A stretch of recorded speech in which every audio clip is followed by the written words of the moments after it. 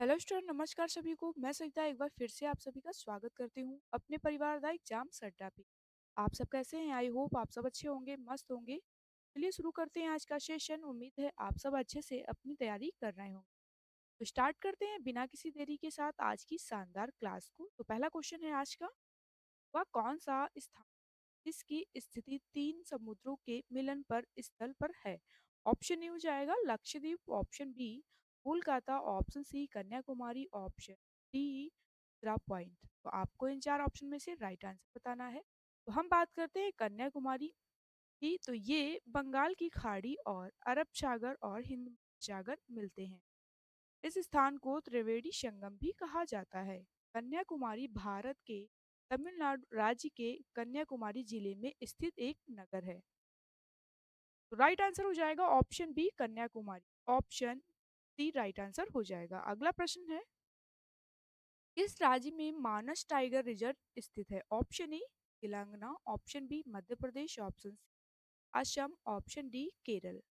तो आपको इन चार ऑप्शन में से राइट आंसर बताना है। तो हम बात करते हैं मानस टाइगर रिजर्व की।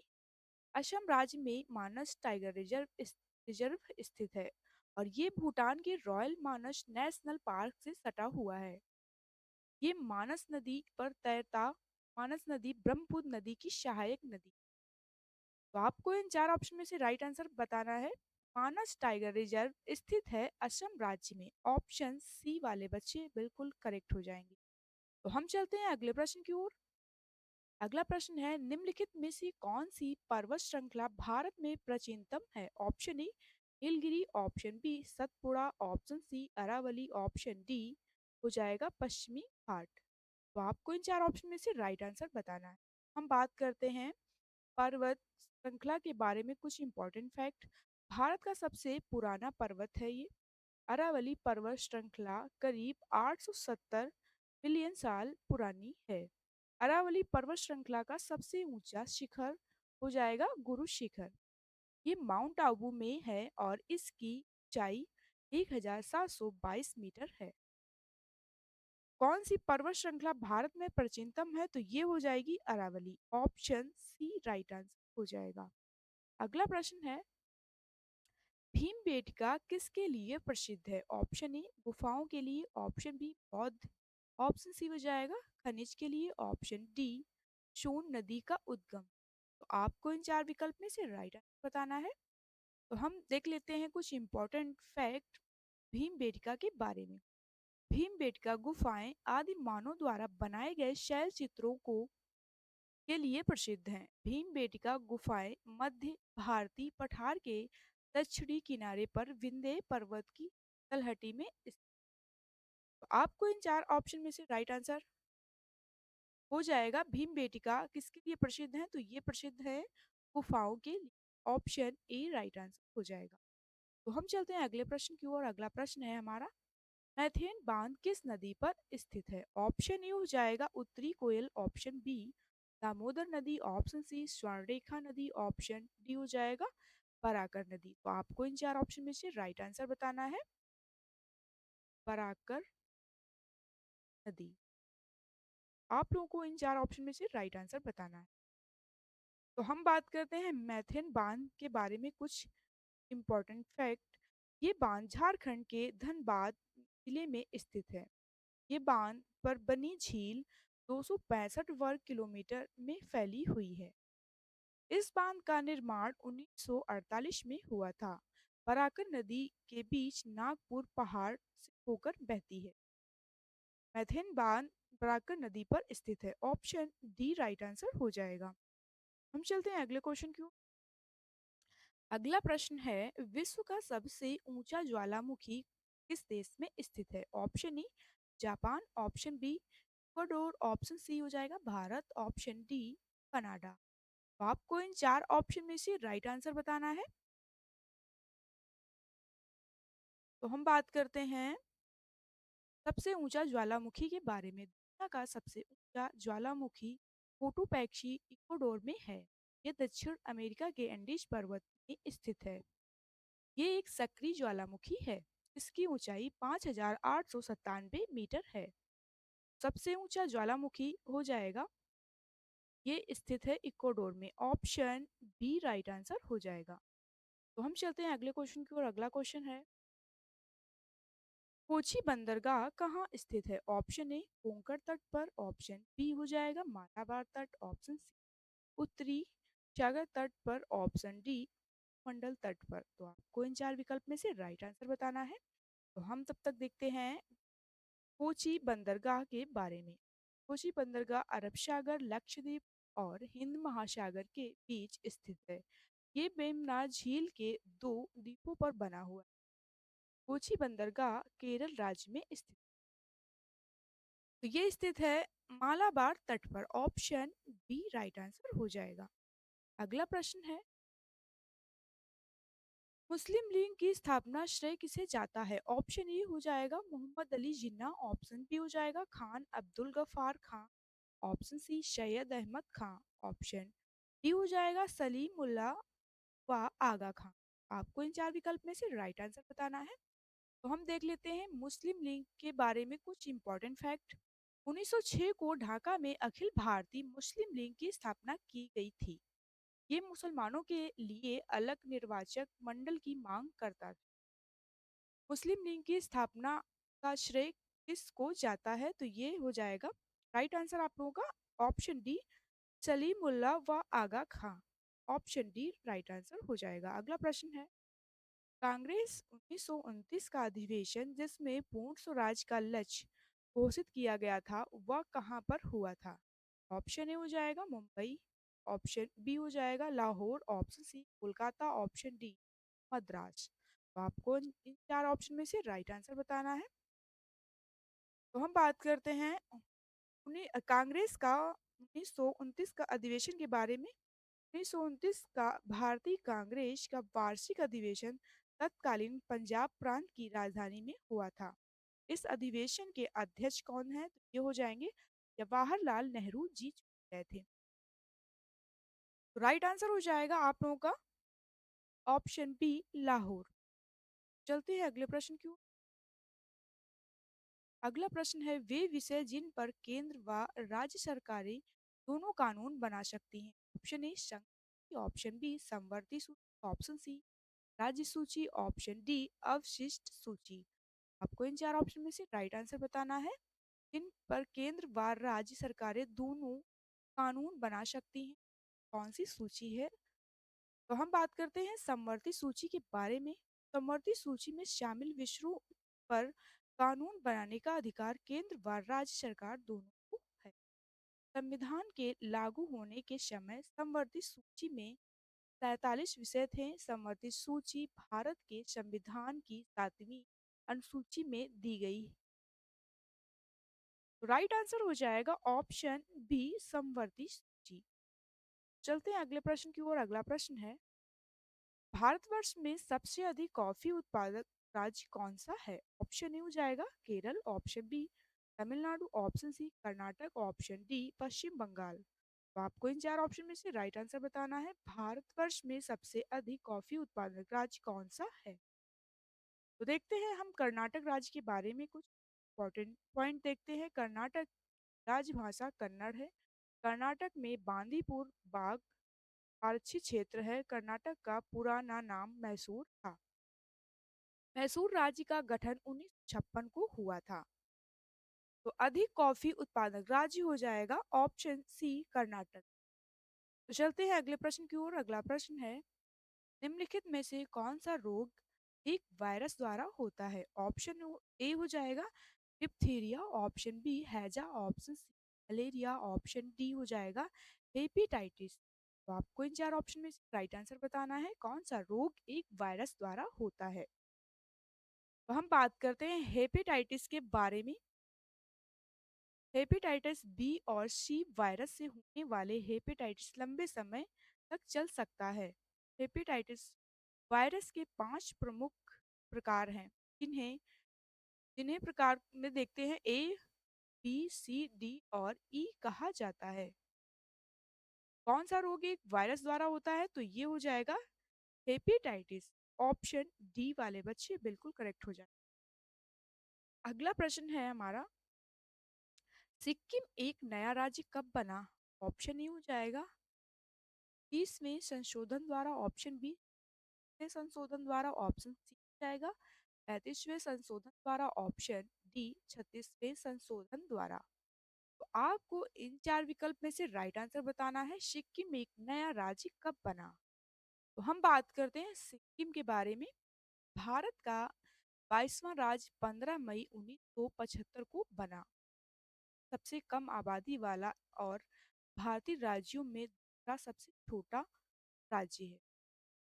सिक्किम एक नया राज्य कब बना? तो ये बना है 36वें संशोधन द्वारा, ऑप्शन डी राइट आंसर हो जाएगा। अगला प्रश्न है, एशिया का प्रथम मानव डीएनए बैंक कहाँ? ऑप्शन ए नई दिल्ली में, ऑप्शन बी हैदराबाद में, ऑप्शन सी हो जाएगा लखनऊ, पुणे में। आपको इन चार ऑप्शन में से राइट आंसर बताना है। एशिया का प्रथम मानव डीएनए बैंक कहाँ स्थित? तो हम बात करते हैं मानव डीएनए के बारे में कुछ इंपॉर्टेंट पॉइंट। इस बैंक की स्थापना 2008 में लखनऊ शहर के बायोटेक पार्क में हुई थी। सार्वजनिक निजी भागीदारी के साथ स्थापित किया गया था। लखनऊ गोमती नदी के उत्तर पश्चिम तट पर स्थित है। एशिया का प्रथम मानव डीएनए बैंक स्थित है लखनऊ। ऑप्शन सी वाले बच्चे बिल्कुल करेक्ट हो जाए। अगला प्रश्न है हमारा, दामोदर किसकी सहायक नदी है? ऑप्शन ए गंगा की, ऑप्शन बी हुगली की, ऑप्शन सी पद्मा की, ऑप्शन डी स्वर्ण रेखा की। आपको इन चार ऑप्शन में से राइट आंसर बताना है। दामोदर सहायक नदी। तो हम बात करते हैं दामोदर नदी के बारे में।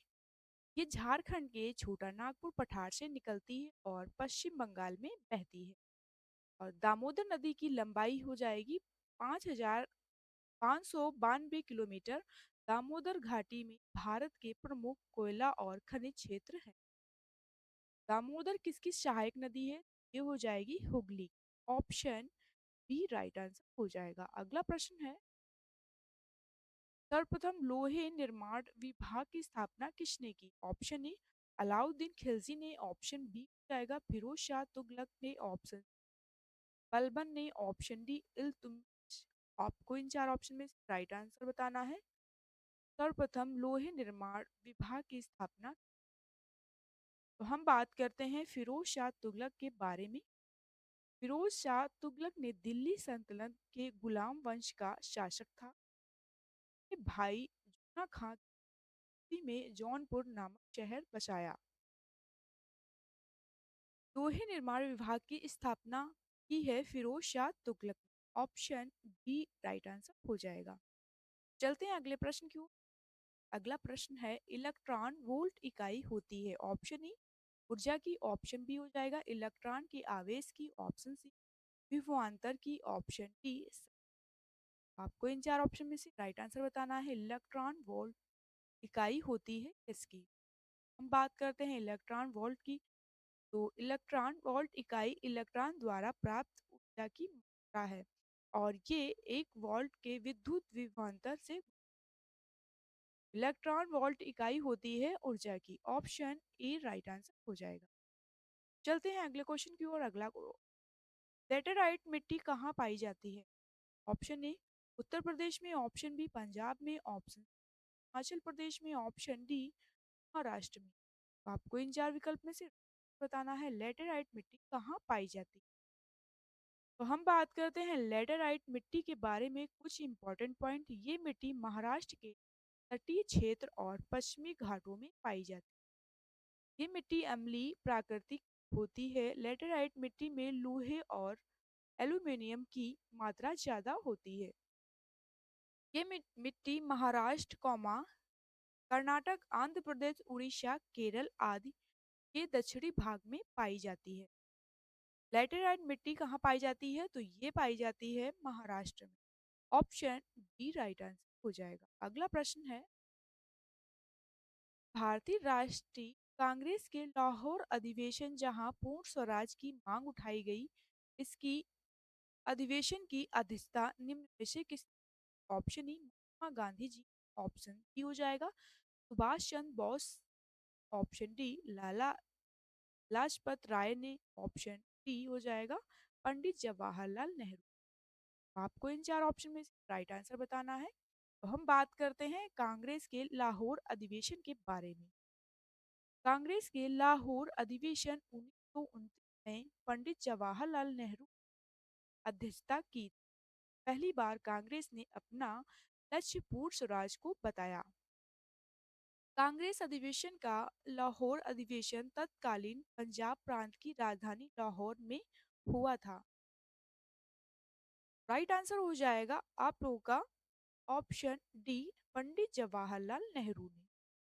चलते हैं अगले प्रश्न की ओर। भारत में मूंगा रेशम का सबसे बड़ा उत्पादक राज्य। Option A Pradesh, option B Assam, option C हो जाएगा कर्नाटक, ऑप्शन डी पश्चिम बंगाल। तो आपको इन चार ऑप्शन में से राइट आंसर बताना है। तो हम बात करते हैं मूंगा रेशम के बारे में। देश में कुल रेशम उत्पादन का आधे से कुछ अधिक भाग अकेले कर्नाटक में ही उत्पादित होता है। लेकिन मूंगा रेशम की एक ऐसी किस्म है जिसका उत्पादन विश्व में सिर्फ असम में होता है। तो मूंगा रेशम का सबसे बड़ा उत्पादक राज्य कौन सा है? तो ये हो जाएगा Assam. Option B right answer हो जाएगा। अगला प्रश्न है, फुलहर झील भारत के किस राज्य में स्थित है? ऑप्शन ई मध्य प्रदेश में, option B Uttarakhand, option C Bihar में, ऑप्शन डी उत्तर प्रदेश में। फुलहर झील किस राज्य में स्थित है? हम बात करते हैं फुलहर झील के बारे में। इंपॉर्टेंट पॉइंट, फुलहर झील जिसे हुकूमत ताल के नाम से जाना जाता है, उत्तर प्रदेश के पीलीभीत जिले में माघो ताड़ा के पास स्थित एक झील है। माना जाता है कि गोमती नदी इसी झील से निकलती है। फुलहर झील भारत के उत्तर प्रदेश राज्य से निकलती है। ऑप्शन डी राइट आंसर हो जाएगा। अगला प्रश्न है, विश्व में सर्वाधिक व्यस्त सामुदायिक व्यापारिक मार्ग है। ऑप्शन ए पनामा नहर, ऑप्शन बी हो जाएगा उत्तर अटलांटिक, ऑप्शन सी हो जाएगा स्वेज नहर, option D Cape of Good Hope. तो आपको इन चार ऑप्शन में से राइट आंसर बताना है। सर्वाधिक व्यस्त सामुदायिक व्यापारिक मार्ग है, ये हो जाएगा स्वेज नहर। ऑप्शन सी राइट हो जाएगा। तो हम देख लेते हैं स्वेज नहर के बारे में। स्वेज नहर मिस्र में स्वेज नहर और लाल सागर को भूमध्य सागर से मिलाती है। इस नहर का निर्माण 1869 में किया गया था। इसकी लंबाई हो जाएगी 168 किलोमीटर। ये विश्व का सबसे व्यस्त व्यापारिक समुद्री मार्ग है। अगला प्रश्न है, आयात निर्यात बैंक की स्थापना कब हुई थी? ऑप्शन ए 1981 में, ऑप्शन बी हो जाएगा 1985 में, ऑप्शन सी 82 में, ऑप्शन डी 1983 में। आपको इन चार ऑप्शन में से राइट आंसर बताना है। निर्यात बैंक के बारे में हम देखते हैं, ये देश की प्रमुख निर्यात वित्त संस्था है। इसका उद्देश्य देश के आयातकों और निर्यातकों के वित्तीय और अन्य सहायता देना है। इसका मुख्यालय मुंबई के महाराष्ट्र में है।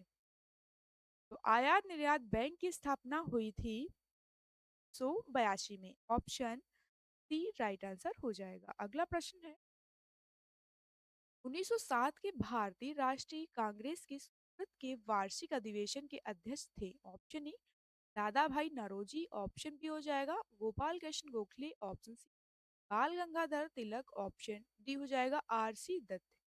आपको इन चार ऑप्शन में से राइट आंसर बताना है। भारतीय राष्ट्रीय कांग्रेस के वार्षिक अधिवेशन के अध्यक्ष कौन है? तो हम बात करते हैं सूरत अधिवेशन के बारे में। सूरत अधिवेशन सूरत में ताप्ती नदी के किनारे हुआ था। गरम दल और नेतृत्व लाला बाल पाल कर रहे थे और नरम दल का नेतृत्व गोपाल कृष्ण गोखले। तो आपको इन चार ऑप्शन में से राइट आंसर बताना है। भारतीय राष्ट्रीय कांग्रेस के सूरत के वार्षिक अधिवेशन के अध्यक्ष कौन थे? तो ये थे R C Dutt. Option D right answer हो जाएगा। अगला प्रश्न है, भारतीय दलहन अनुसंधान संस्थान स्थित है। Option A Lucknow, option B Jodhpur, option C Kanpur में, ऑप्शन डी। तो आपको इन चार ऑप्शन में से राइट आंसर बताना है। तो हम देख लेते हैं भारतीय दलहन अनुसंधान के बारे में कुछ इंपॉर्टेंट पॉइंट। भारतीय दलहन अनुसंधान संस्थान की स्थापना वर्ष 1982 में हुई थी। भारतीय दलहन अनुसंधान संस्थान के अलावा भोपाल में भी, और ये एक क्षेत्रीय स्टेशन है। दलहन अनुसंधान संस्थान स्थित है कानपुर में। ऑप्शन सी वाले बच्चे बिल्कुल करेक्ट हो जाए। अगला प्रश्न है, देखते हैं। 1857 में निम्न क्रांतिकारियों से किसका वास्तविक रामचंद्र पांडुरंग था? ऑप्शन ए कुंवर सिंह का, ऑप्शन सी हो जाएगा option B Tatya Tope, option C Nana Sahib, option Mangal Pandey.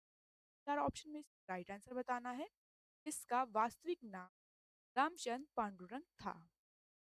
तो हम बात करते हैं 1857 के बारे में। 1857 के भारतीय विद्रोह में एक प्रमुख व्यक्ति तात्या टोपे का वास्तविक नाम रामचंद्र पांडुरंग था। उनका जन्म 1814 में महाराष्ट्र के नासिक जिले में हुआ था। वास्तविक नाम रामचंद्र पांडुरंग था इसका, तो ये हो जाएंगे तात्या टोपे का। ऑप्शन डी राइट आंसर हो जाएगा। अगला प्रश्न है, दक्षिण एशिया में वृद्ध जनसंख्या का सर्वाधिक प्रतिशत वाला देश है? Option A Bhutan, option B Nepal, option C जाएगा भारत, ऑप्शन डी श्रीलंका। आपको इन चार विकल्प में से राइट आंसर बताना है। तब तक लिए हम देख लेते हैं श्रीलंका के बारे में। श्रीलंका की औसत आयु 1981 से 2012 के बीच 21.4 साल से बढ़कर 31 साल हो गई है। श्रीलंका में जनसंख्या वृद्धावस्था तेजी से बढ़ रही है। श्रीलंका की जनसंख्या 20.3 मिलियन है। इसकी राजधानी हो जाएगी, श्रीलंका की राजधानी हो जाएगी सेओल। तो हम देख लेते हैं दक्षिणी एशिया में वृद्ध जनसंख्या का सर्वाधिक प्रतिशत वाला देश हो जाएगा आप लोगों का right answer option D Sri Lanka. चलते हैं अगले क्वेश्चन की ओर। अगला क्वेश्चन है, निम्नलिखित में से कौन सा रूप हिमालय में नहीं है? ऑप्शन ए जाएगा नाथुला दर्रा Arunachal Pradesh, option B Lipu lake दर्रा उत्तराखंड में, ऑप्शन सी जाएगा रोहतांग दर्रा हिमाचल प्रदेश में, ऑप्शन डी पालघाट दर्रा केरल में। तो आपको इन चार ऑप्शन में से राइट आंसर बताना है। कौन सा रूप हिमालय में नहीं है? राइट आंसर हो जाएगा ऑप्शन ए नाथुला दर्रा Arunachal Pradesh. Option A right answer हो जाएगा। नाथुला दर्रा स्थित है सिक्किम राज्य में। तो हम देख लेते हैं, ये दर्रा सिक्किम के पूर्वी जिले में स्थित। ये भारत और चीन के बीच सीमा पर बना एक महत्वपूर्ण पहाड़ी दर्रा है। और नाथुला दर्रा की ऊंचाई समुद्र तल से 14,140 फीट है। नाथुला दर्रा को 2006 में फिर से खोला गया था। नाथुला दर्रा कहाँ स्थित है? तो ये स्थित है सिक्किम, सिक्किम राज्य में। चलते हैं अगले प्रश्न की ओर। अगला प्रश्न है, निम्नलिखित में से कौन सा रूप विटामिन ए का प्रमुख स्रोत? ऑप्शन ए गाजर, ऑप्शन बी अंगूर, ऑप्शन सी जाएगा पपीता, ऑप्शन डी पका आम। तो आपको इन चार ऑप्शन में से राइट आंसर बताना है। कौन सा रूप विटामिन ए का प्रमुख स्रोत नहीं है? तो हम बात करते हैं विटामिन ए के बारे में। विटामिन ए को रेटिनॉल के नाम से भी जाना जाता है। विटामिन ए की खोज फंक ने सन 1913 में की थी। ये एक वसा में घुलनशील विटामिन। विटामिन ए का प्रमुख स्रोत नहीं है, तो ये हो जाएगा अंगूर। ऑप्शन राइट आंसर हो जाएगा। अगला प्रश्न है, राष्ट्रीय बालिका दिवस कब मनाया जाता है? ऑप्शन ए 10 जनवरी को, ऑप्शन बी 26 जनवरी को, ऑप्शन सी हो जाएगा 25 मार्च को, ऑप्शन डी हो जाएगा 6 मार्च को। आपको इन चार ऑप्शन में से राइट आंसर बताना है। राष्ट्रीय बालिका दिवस कब मनाया जाता है? हम बात करते हैं राष्ट्रीय बालिका दिवस के बारे में। पॉइंट देखते हैं। इसकी शुरुआत साल 2008 में हुई थी। लड़कियों को समर्थन और अवसर देना। अंतर्राष्ट्रीय बालिका दिवस 11 अक्टूबर को मनाया जाता है और राष्ट्रीय बालिका दिवस 24 जनवरी को मनाते हैं। ऑप्शन बी राइट आंसर हो जाएगा। नेक्स्ट, तो आज का सेशन हमारा यहीं तक था। अगर आप लोगों को ये सेशन पसंद आया हो तो लाइक, शेयर और चैनल को सब्सक्राइब करें। जय हिंद, जय भारत।